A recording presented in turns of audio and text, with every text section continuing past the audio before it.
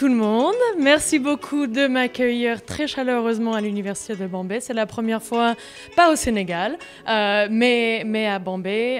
Je sais que c'est un partenaire très dynamique du réseau SDSN Sahel, donc je suis ravie d'être parmi vous aujourd'hui.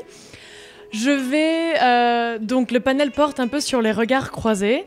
Là, je ne viens pas vous apporter une perspective européenne. En fait, je vais vous parler un peu plus de l'Afrique et des autres pays africains et de comment ils ont abordé la mise en œuvre des ODD. Donc, on peut passer au premier slide. Le professeur Bouna, notre président, vous a présenté vite fait ce nouveau rapport, a précisé que donc on a un rapport index des ODD qui est un rapport global. Et cette année, pour la première fois, vous voyez, c'est tout frais, c'est tout chaud. On l'a lancé à l'Union africaine hier. Donc là, vous avez vraiment des informations toutes récentes. Donc c'est un rapport qui vraiment porte sur l'Afrique, ce qui nous a permis vraiment de développer beaucoup plus en détail certaines problématiques qui sont vraiment précises et spécifiques à l'Afrique et qui sont peut-être pas pertinentes pour tous les autres pays du monde. Donc on a 28 indicateurs qu'on a sélectionnés qui sont vraiment précisément sur les problématiques africaines, avec aussi une prise en compte des indicateurs de l'agenda 2063. Donc certains indicateurs de cet agenda, surtout au niveau de l'ODD 17.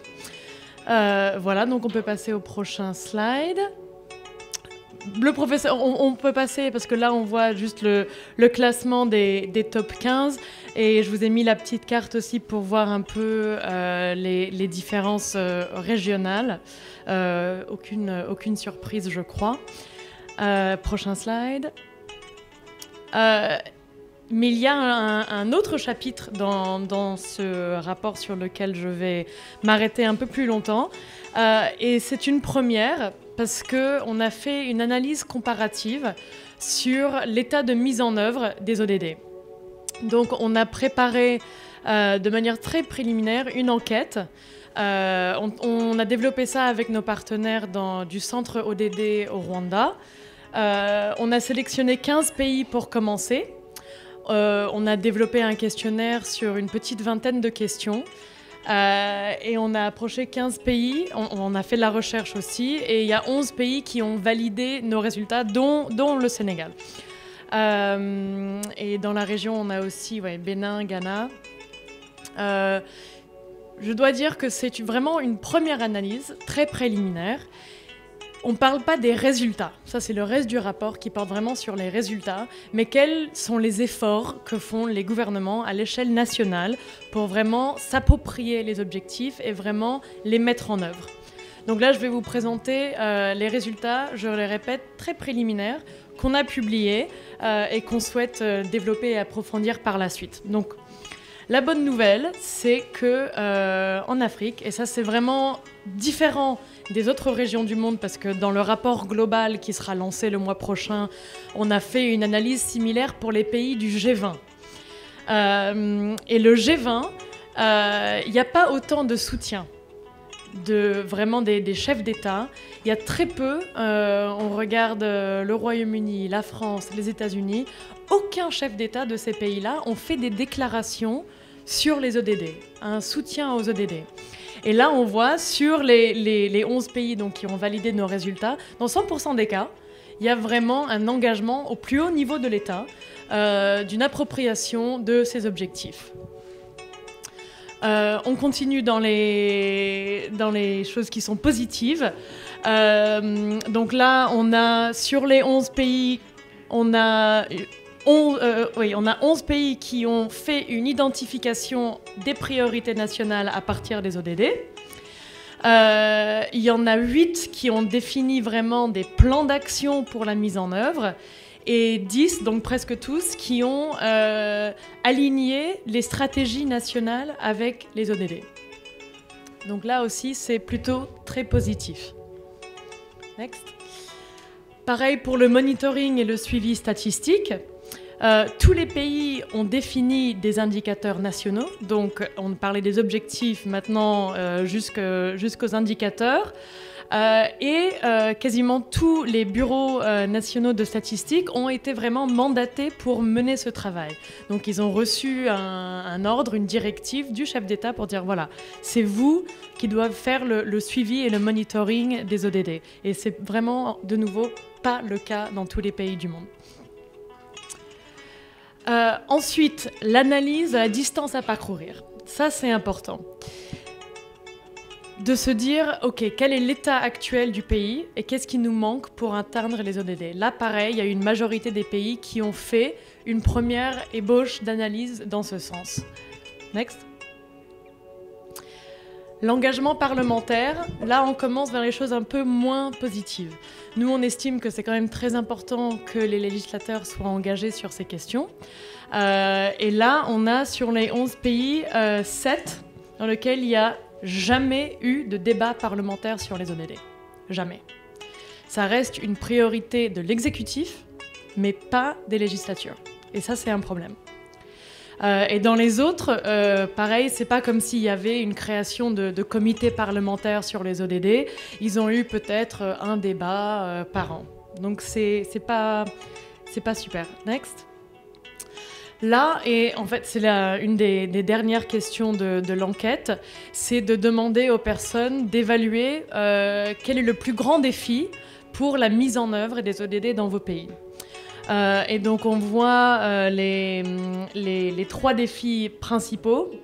Numéro 1, c'est le manque de cohérence et de coordination au sein du gouvernement, que c'est très dispersé, il y a plein de projets, mais il n'y a pas vraiment une coordination centralisée.